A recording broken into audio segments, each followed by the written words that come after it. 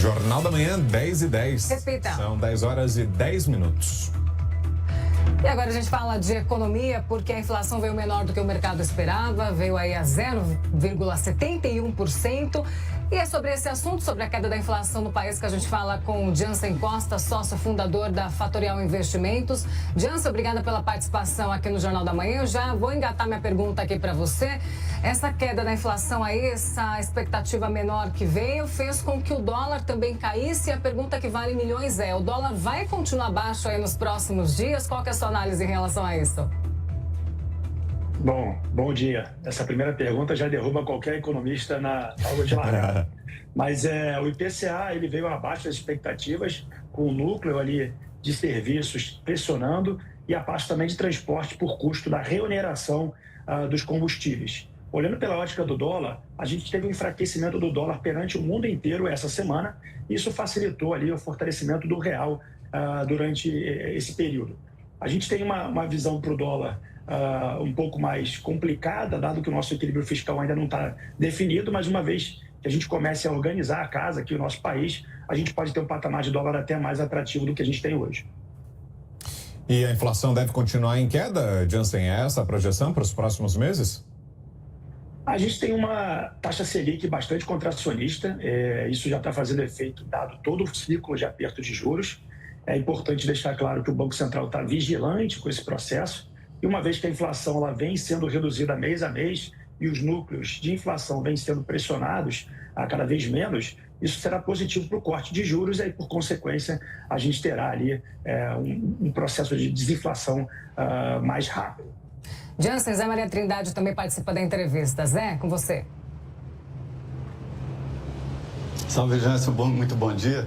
Olha, recentemente, anteontem, eu vi as páginas dos jornais e principalmente de um grande jornal do país que diz o seguinte: inflação em queda, dólar cai, bolsa sobe. Parece um mundo paralelo. Qual é a diferença desse mundo maravilhoso aí publicado pelos jornais, né? De queda na inflação, queda no valor do dólar e aumento substancial ali da Bolsa, né? Uma subida da Bolsa, do mundo real, porque a economia está parada no mundo real, né? Restaurantes vazios, salões de barbeiros vazios, enfim, o que está de diferente desse otimismo na economia publicada e a vida real nossa de cada dia? Bom, eu acredito que fazer um paralelo entre a Bolsa, dólar e a economia real é um pouco equivocado da parte do jornal, porque efetivamente não tem uma correlação direta. O mercado financeiro ele costuma antecipar, mas ele é altamente especulativo no curto prazo. Então, sim, eu concordo com você que existe uma descorrelação, mas a Bolsa brasileira ela vem caindo desde o processo da troca do presidente até agora. A gente caiu praticamente quase 30% e foi uma recuperação tímida frente aos preços dos ativos. O que a gente tem de positivo essa semana é o dado da inflação, que pode vir aí a convergir para a meta, e uma queda da taxa de juros, que a gente espera para o segundo semestre, um começo de uma queda de juros, possa abrir espaço aí para uma recuperação econômica. O que tem que tomar cuidado é que movimentos de curto prazo, eles não necessariamente estão ligados apenas à economia brasileira. Como eu comentei, o dólar perdeu espaço a moedas internacionais e isso favoreceu o real, mas isso não tem nada a ver com o nosso fiscal aqui internamente. Nossos pares estão melhores que a gente, nós somos um dos países mais atrasados nessa recuperação do próprio câmbio e a gente precisa ficar de olho para que isso não gere um otimismo exacerbado nas pessoas ou uma descorrelação, como os jornais colocam. Jansen, agora eu quero saber se você concorda comigo, Zé Maria também, Vitor também, se esses números muito positivos dessa última semana, eles refletem muito mais a expectativa das novas regras fiscais aí para essa próxima semana do que esse número aí da inflação mais baixa. O mercado gostou, no primeiro momento, dessa possível nova regra fiscal. A gente precisa ver o que vai passar no Congresso. Acredito que vai ter muita dificuldade de aprovação. E, se uma vez sendo mais dura do que está aí hoje esse controle por parte do governo, a gente pode ter até uma visão mais positiva. A grande dificuldade é saber o quanto o governo, que já disse que vai gastar e vai continuar gastando, vai onerar mais a nossa economia. Então, um processo de descontrole fiscal pode fazer o contrário que o Zé Maria falou, pode pegar o dólar e tirar ele do 4,90, 4,95, e levar para patamares mais elevados. O importante é deixar claro que quanto mais o Brasil se descola do mundo, a gente vai ter menos entrada de capital do exterior e aí, por consequência, a gente fica mais atrasado frente a essa recuperação econômica. E aproveitando que a Paula falou do arcabouço fiscal, Jansen, que você também tocou nesse ponto, do aumento de gastos, muitos analistas, eu te pergunto se essa é a sua leitura também, muitos analistas estão apontando que, diante desse novo arcabouço fiscal, seria inevitável aumento de impostos, que é a única maneira que o governo teria para fazer fechar essa conta e fazer com que caiba tudo isso que está previsto no arcabouço fiscal seria aumentando impostos. E aí viriam as medidas que já começaram a ser anunciadas, taxação das compras nos sites estrangeiros, possível taxação dos sites de apostas, do Pix, enfim, aumento de impostos. É isso mesmo? Procede isso, Jansen, para fazer com que o arcabouço fiscal saia do papel, o governo vai ter que aumentar impostos e essa taxação que, por exemplo, foi anunciada essa semana sobre as compras nos sites asiáticos já é reflexo, já é um resultado do arcabouço fiscal, Jansen? Segundo o governo, isso não é um aumento de impostos, isso é praticamente uma reoneração daquilo que foi retirado no passado, mas sim, eu concordo que vai haver o aumento da carga tributária.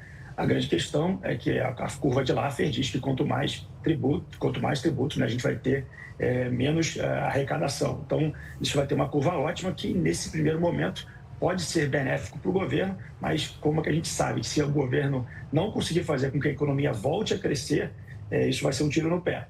Então, colocando claro aqui, a minha visão a gente precisava mais controlar o gasto do que simplesmente aumentar a carga tributária.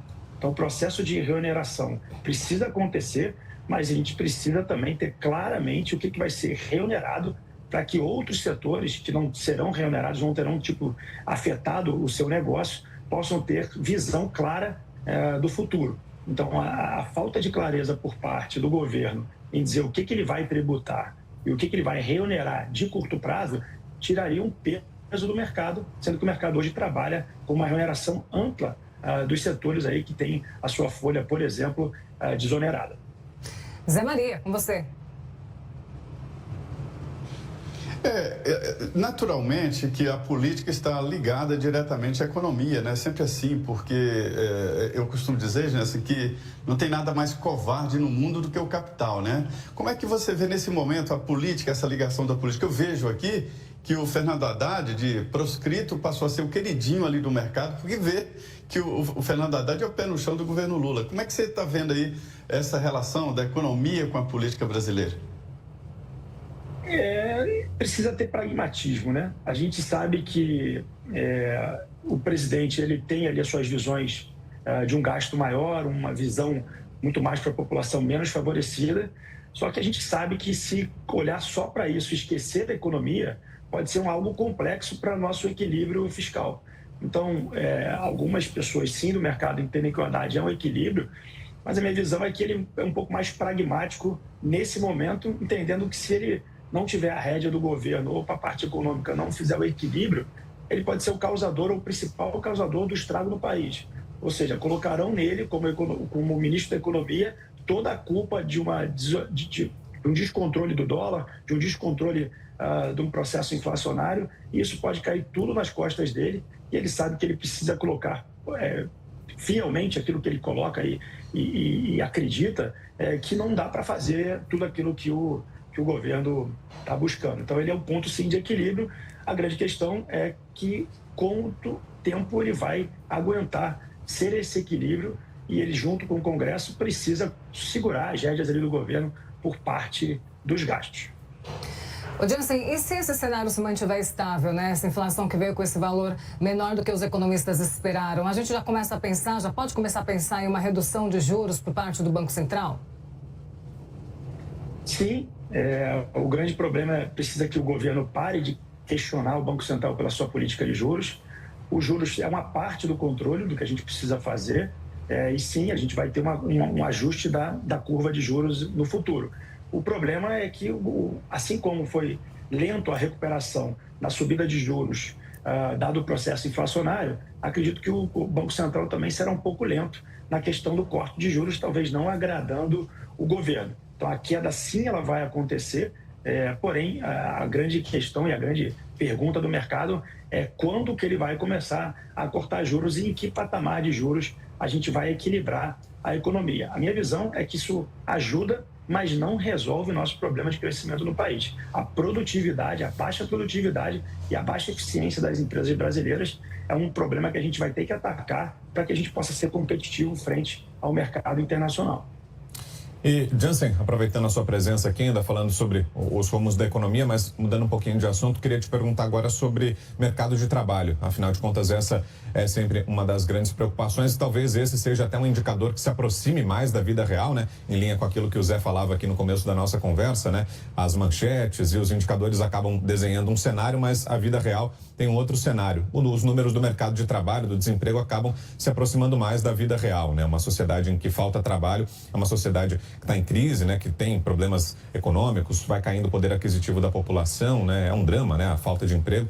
Então, queria te perguntar sobre isso. O mercado de trabalho, para onde vamos? Tendência é de recuperação, de abertura de vagas ou não? O que é que você está projetando, Jansen? A gente precisa de um aumento de vagas. A gente está nos menores níveis de patamares aí de desemprego no país. Mas eu concordo com o Zé Maria no sentido de que a economia precisando crescer, a gente precisa gerar emprego, mas não é a qualquer preço. Sim, a gente precisa aumentar a quantidade de pessoas empregadas. A grande questão é com os juros, nos níveis que a gente está e com a inflação ainda não dando sinais em alguns núcleos, como de serviços, que está arrefecendo, a gente vai ter esse processo de estagflação, ou seja, a gente vai ter um processo de paralisação da economia com a inflação alta. Então, a gente precisa primeiro baixar a inflação, cortar juros, aí naturalmente os novos postos de emprego aumentarão. O grande problema, o grande dilema é que se aumentar a tributação aí para a competição das empresas nacionais contra as internacionais, isso pode ainda piorar ainda o processo de emprego aqui no país. E também uma coisa que corre contra é a Bolsa Família, né? O auxílio que se tem aí às pessoas. Muita gente aí dependendo desse auxílio e acaba não procurando emprego, não procurando produzir e fica dependendo do Estado para a geração ali da sua renda mensal. Zé Maria. Tecnologicamente, um país, ele desenha o futuro, né? O Yuval Harari, um autor que eu leio muito, né? Ele fala do grande perigo do futuro, ele cita 3 perigos, um é meio ambiente, outro é destruição em massa, e o mais problemático é exatamente essa empregabilidade, né? É uma horda de pessoas dispensáveis na sociedade, está sendo criada, né? Jansen, qual é a relação de futuro, de economia, de futuro, e como conviver com esta possibilidade real do ser humano ficar dispensável, pelo menos uma grande parte? Boa pergunta. Setores estão se informatizando, criando e ganhando em escala. A gente tem o advento das plataformas, muita gente está sendo empregada dentro de plataformas, e o setor de serviços é o setor que dificilmente vai ter uma baixa empregabilidade no futuro. Sim, a gente precisa de formação de pessoas, então o setor de tecnologia, desenvolvedores, muita coisa precisa ser feita, mas assim como profissões sumiram no passado, o futuro também reserva profissões que hoje são necessárias e a gente precisa que não se serão mais necessárias no futuro. Eu acho que essa adaptação ela é natural e o ser humano e as pessoas precisam se adaptar. E pessoas bem educadas, com formação, conseguem fazer essa transição mais facilmente do que uma pessoa que tem baixa escolaridade. Então a gente precisa aqui no Brasil focar na formação de pessoas, focar em setores que a gente entende que precisa de mão de obra, e o setor de tecnologia, desenvolvimento, é um setor que vai precisar de muita mão de obra para esse processo de informatização, e setores na qual há uma baixa produtividade, uma baixa necessidade humana, essas pessoas vão precisar procurar se readequar no mundo novo que se desenha junto às plataformas de desenvolvimento de serviços e qualquer coisa que está sendo criada aí no mundo hoje. E Jansen, vou pedir que você aguarde um instantinho, a gente vai trazer uma outra notícia importante sobre economia global, destaque internacional, a gente volta a conversar na sequência. A informação é a seguinte: durante a madrugada deste sábado, o presidente da França, Emmanuel Macron, promulgou a nova reforma previdenciária do país. A decisão saiu horas depois da aprovação do texto pelo Conselho Constitucional na última sexta-feira. A oposição e centrais sindicais haviam solicitado que o presidente não sancionasse a lei para acalmar a ira. Com a nova legislação, a idade mínima para a aposentadoria na França passa de 62 para 64 anos e a exigência da contribuição passa a ser de 43 anos. O anúncio do Conselho provocou uma série de manifestações por todo o país nas últimas horas. Já uma nova mobilização está sendo programada pelos sindicatos para o próximo dia 1º de maio, o Dia do Trabalhador. E aí, né, Jansen, é um problema que não só a França enfrenta, né, o mundo todo convive, né, com esse problema, né, de dificuldade de manter o pagamento das pensões e aposentadorias, justamente por causa dessa combinação de indicadores, né, aumento de as mudanças, né, no perfil de natalidade, mortalidade, aumento da expectativa de vida. Vários países convivem com esse problema. Foi o caso do Brasil também, né, que fez uma reforma de previdência em 2019, no primeiro ano do governo Jair Bolsonaro. A diferença é que aqui o ambiente político favoreceu, né? Num caso muito particular, o Brasil teve atos de rua em favor da reforma da Previdência, né? Ao contrário do que a gente está vendo aí na França, no Brasil nós tivemos atos e mobilização em apoio à reforma da Previdência. Ela passou e isso deu, de certa forma, um alívio às contas públicas. Mas queria ouvir de você o diagnóstico econômico e o que envolve essa discussão. É necessária mesmo? É um caminho sem volta? Todos os países do mundo vão ter que enfrentar um processo duro como esse que está enfrentando agora a França, que teve ainda esse componente que foi a manobra que fez o presidente francês Emmanuel Macron, que acabou driblando, de certa forma, a Assembleia Nacional, que é o equivalente à Câmara dos Deputados na França. Mas, a parte disso, focando a discussão no aspecto econômico, é um caminho inevitável mesmo, Jansen? Inevitável. A gente aqui no Brasil vai precisar fazer uma nova reforma. Acredito que não é o momento para a gente discutir isso, dado todos os nossos outros problemas aqui. Mas a França, e a questão do discurso e do choque de realidade, Macron é um presidente que pensa um pouco mais à esquerda e precisa se reposicionar em função das necessidades do país.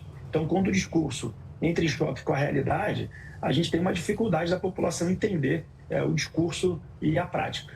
Então, sim, a França passa por problemas, populações com idade mais elevada e mais avançada vão precisar contribuir mais. A gente vive esse problema aqui no país já para alguns setores aqui no Brasil. Olha o tamanho da nossa folha de pagamento aí da nossa aposentadoria, do nosso INSS. O problema é que a gente não está preparado para essa discussão. Os setores aqui no país que tinham aposentadorias integrais já tiveram seus benefícios retirados e, por consequência, novos ajustes deverão ser feitos. Então, naturalmente, o que o Brasil deveria fazer era um ajuste o mais rápido possível.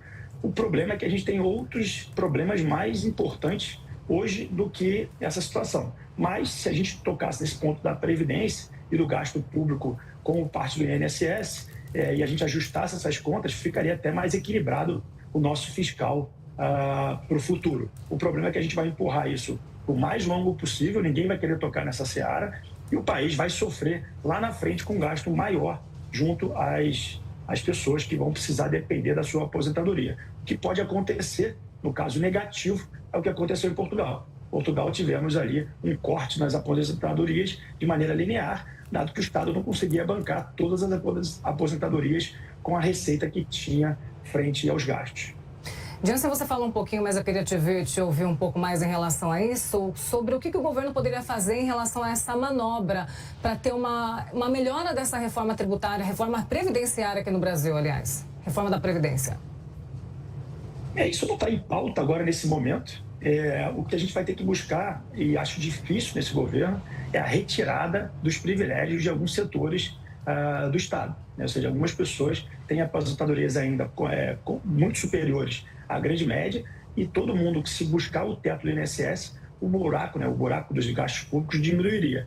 A previdência pública, ela onera muito mais do que a previdência privada junto ao INSS. Então, esses setores que teriam os seus benefícios retirados, fazendo lobby no Congresso, dificilmente isso vai passar agora no curto prazo.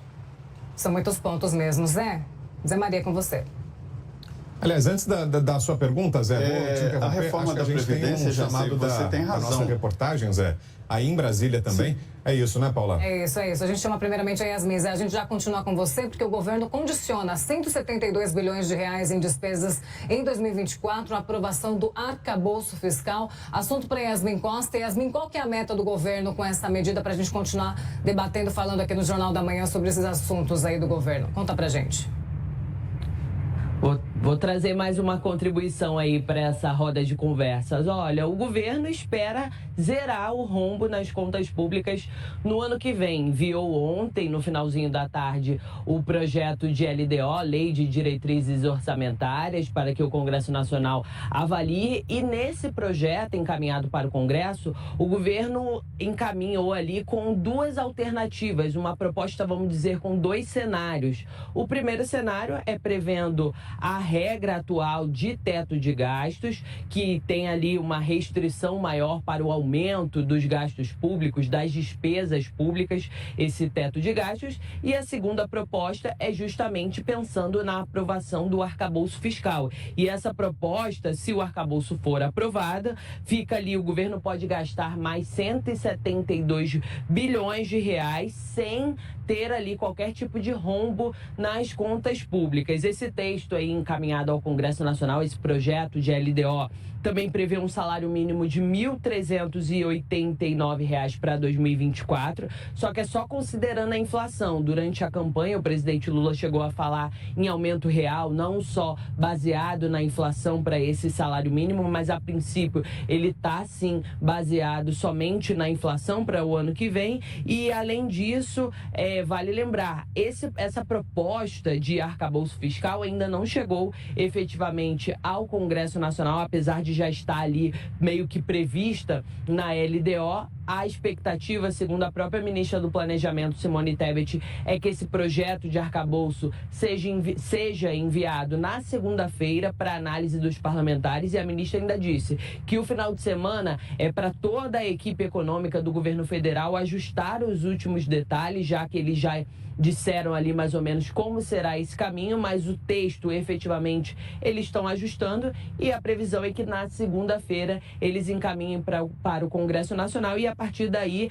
essa questão envolvendo a LDO também pode ter cenários mudados diante da possibilidade ou não da aprovação do arcabouço fiscal. Volto com vocês. É isso aí, Yasmin. Obrigada aí pela participação mais uma vez. Zé Maria, a gente já deixa você concluir o que você estava falando neste minuto. Vou só passar aqui para o Jansen. Jansen, você acredita que com essa entrega do novo arcabouço fiscal, como que o mercado deve reagir aí nessa próxima semana, dependendo do que será entregue? Bom, acho que a Tebet entregou o que ela se propôs, alinhado com o governo. O que eu acho complicado é que a gente está abrindo espaço fiscal para aumentar o gasto.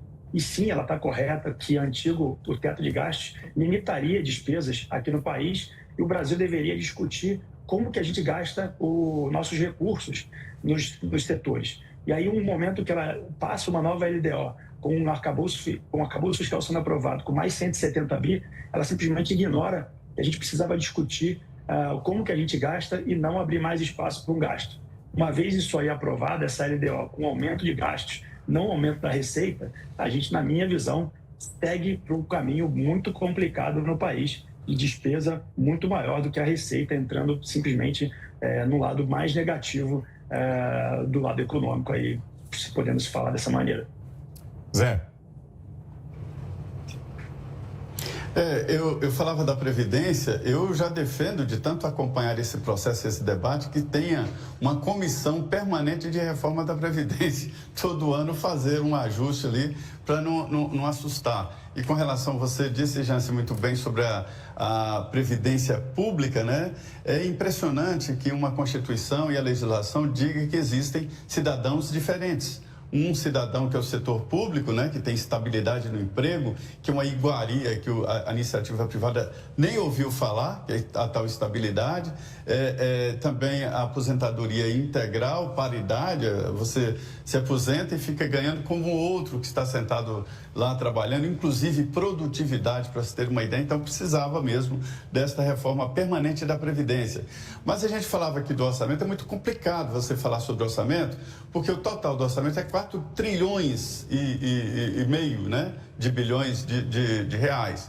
4 trilhões e pouco mais de 500 bilhões de reais. E aí, assim, para ter uma ideia, logo de cara, o serviço da dívida pega 1 trilhão e as despesas fixas, com previdência, salários e tal, e sobra 130 bi de 4 trilhões, né? Jansen, como conviver com o orçamento? 546 bilhões de reais serão os gastos acima do teto, né? Ficou fora do teto. Fica fora do teto esses 500 bilhões, segundo a LDO. Como conviver com um orçamento desse? Administrativamente, a gente vê que é impossível, né? A gente vai precisar discutir as despesas fixas. Essa aqui era a posição ali do antigo governo e a gente precisa desonerar, ou seja, destravar o nosso orçamento para que os nossos congressistas, os nossos senadores decidam o que vai fazer. O que eu tenho muito medo é que simplesmente a gente carimba o dinheiro aqui nos gastos e a gente precisa de mais dinheiro para qualquer outra necessidade, a gente vai e abre mais espaço fiscal sem olhar para contínuo crescimento da economia. Então, quanto mais o Estado atrapalhar o crescimento através de tributos, ou seja, tornando a nossa economia menos eficiente, mais pesada e mais custosa para a iniciativa privada, a gente não vai acelerar o país. A gente vai retardar o nosso crescimento. E aí o nosso processo de envelhecimento da população vai tornando essa conta cada vez mais complexa. Então a gente vai cair naquela discussão que a gente falou sobre a questão da reforma previdenciária. Quanto mais gente tiver recebendo dinheiro sem produzir e cada vez menos pessoas produzindo de maneira eficiente para pagar as contas do Estado, a gente vai ter cada vez mais um déficit corrente crescente. Então, o que a gente precisa quebrar é essa inércia do Estado. O problema é que a gente nunca conseguiu fazer isso. E desde a Constituição, esses privilégios permanecem. Dificilmente a gente vai conseguir fazer isso sem um controle da população indo frente a esses privilégios que são aquilo que mais afeta aí o gasto permanente da Previdência pública, né? É isso, e sobre a queda da inflação aqui no Brasil, nós conversamos com Jansen Costa, que é o fundador da Fatorial Investimentos.